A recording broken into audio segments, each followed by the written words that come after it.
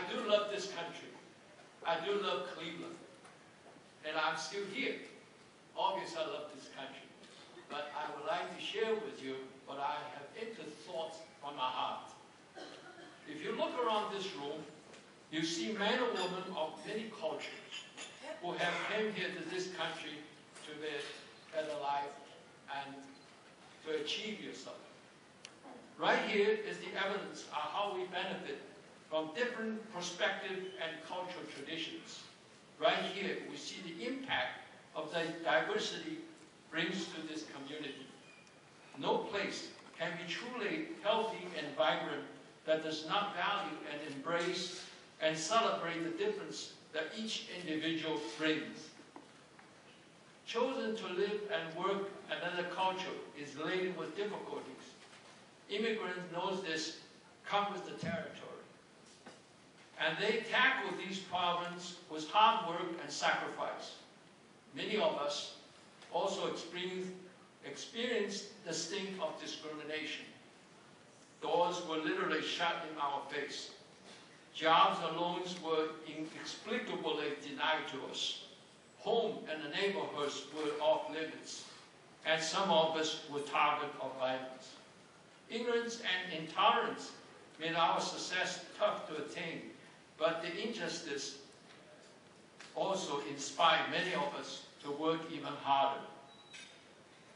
If I made a contribution to this community for which I am being recognized today, then it was my reaction to first-hand discrimination that provides me much fuel for my efforts so that my children and others will not have to be endured the same treatment.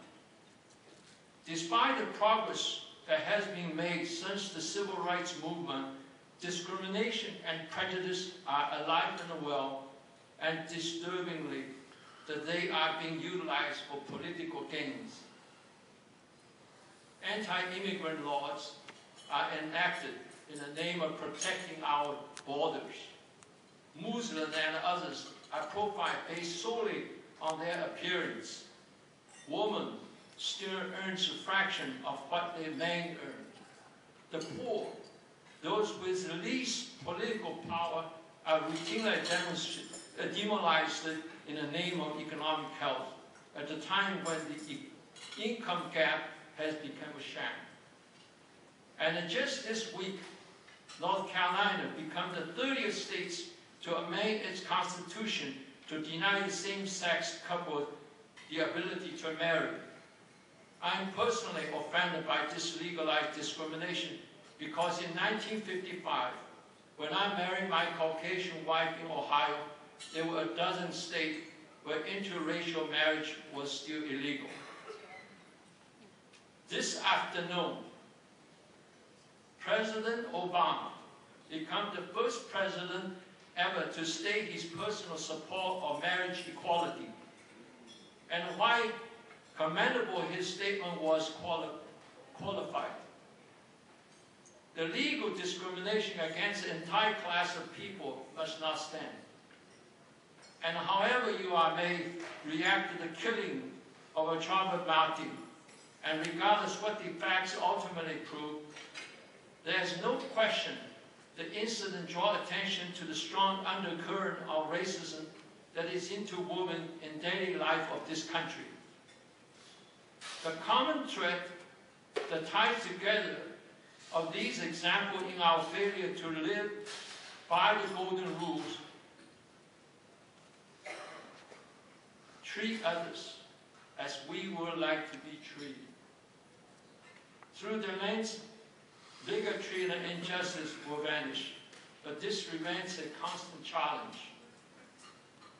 If I can leave you with one call to action, it is that we each have a responsibility to fight discrimination and advance diversity.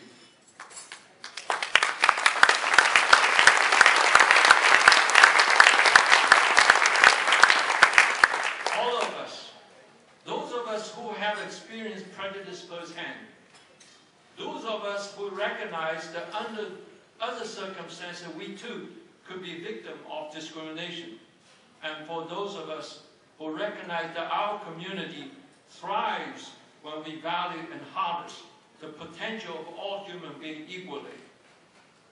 Let our action be guided by charity and compassion, and let our legacy be a more just world. Now, thank you, but also I want to thank my wife who has supported me, stayed with me for the last almost 57 years this year.